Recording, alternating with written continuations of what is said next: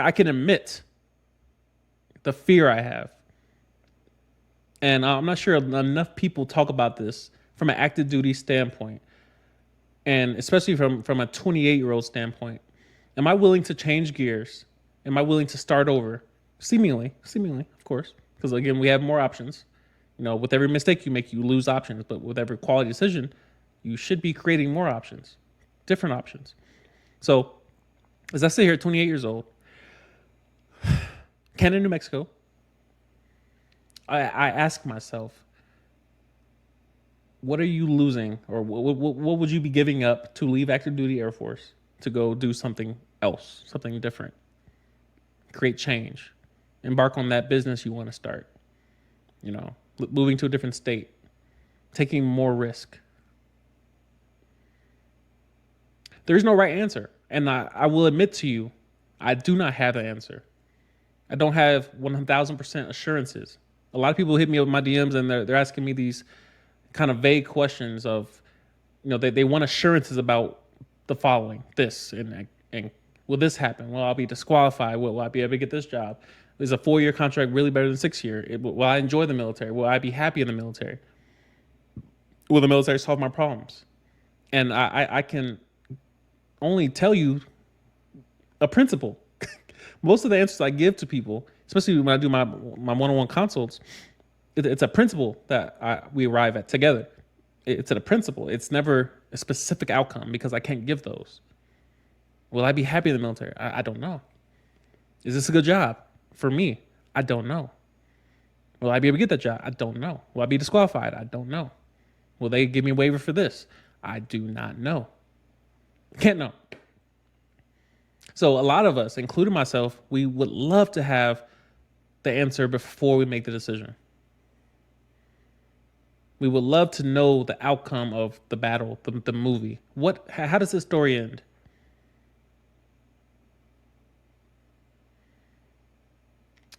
I will admit, and I can imagine this is something that other people need to hear.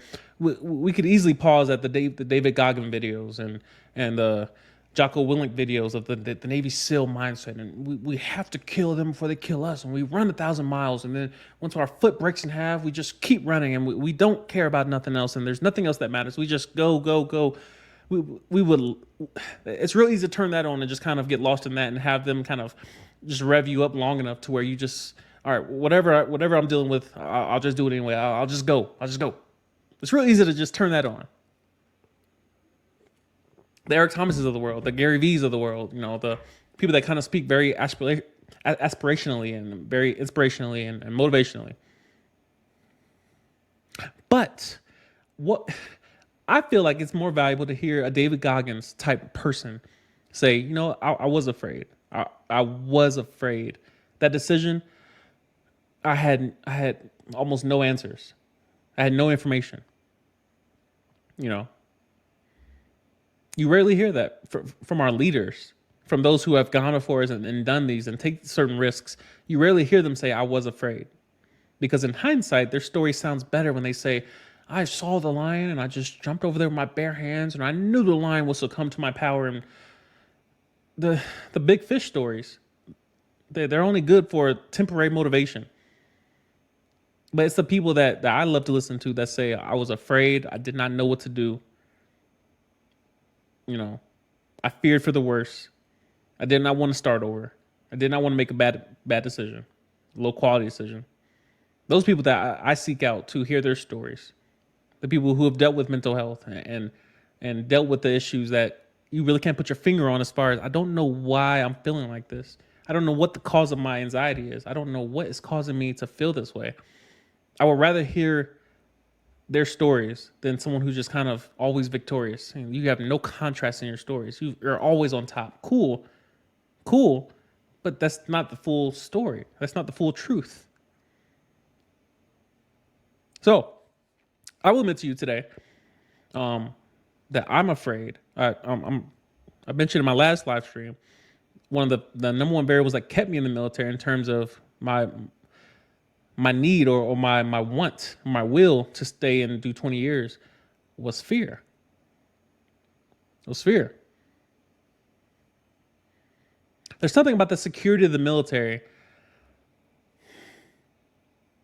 that, it lulls you to sleep. I've mentioned this in many previous videos, especially as you stay in longer and longer, you get accustomed to a certain level of security and stability and predictability.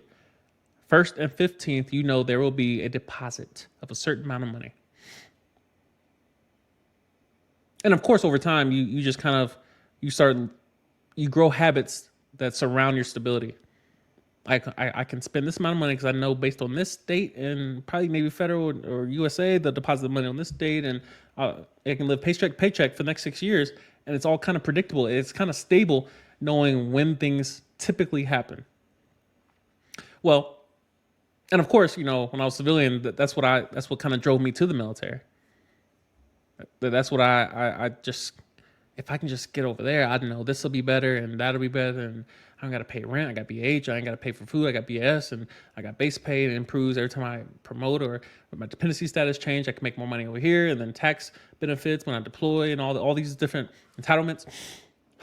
You never lose track of those things, but it comes a moment where you realize, if I leave the military, if I leave active duty, these following things that I've come to rely on and I come to enjoy, honestly, though I lose those things. Well, that's the point. That's the point.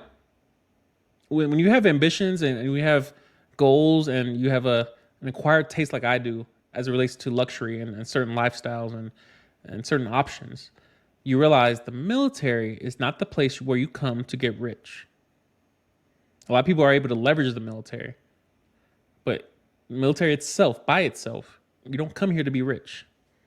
And rich simply being, in my opinion, being the ratio between your debt and your income, or your expenses and your income. As long as you're making more than you're spending, you should be accruing every single month. So beyond that, there's no answer. There's no answer. You want to keep what you have. You want to gain more. You want to gain better or different without losing what you currently have. But there comes a time in your life when the happiness is not there, and you realize the value of it. You realize, all right, what do I have now that I can trade for a little bit more happiness? What do I currently have that I could possibly trade for can I get 20% more happiness on a Monday morning? How much does that cost? What do I have to give up? Nice apartment? If that gets me more plane tickets, could I go from a 1-bedroom to a studio? Would that improve my ability to travel more or see more friends, or do I get more flexibility in this area because I gave that up? What could I give up? Could I give up active duty, which means I could possibly go to the Guard or reserves and work 1 week in a month, or go to AGR position and work 4 days a week versus 5 10-hour days? It's a constant battle between pursuing and keeping what you have and gain. And, obviously you want to gain interest on what you currently have, but then you say, I want that too. And you say, how do I keep this and pursue that without diminishing this? And of course the answer is wisdom.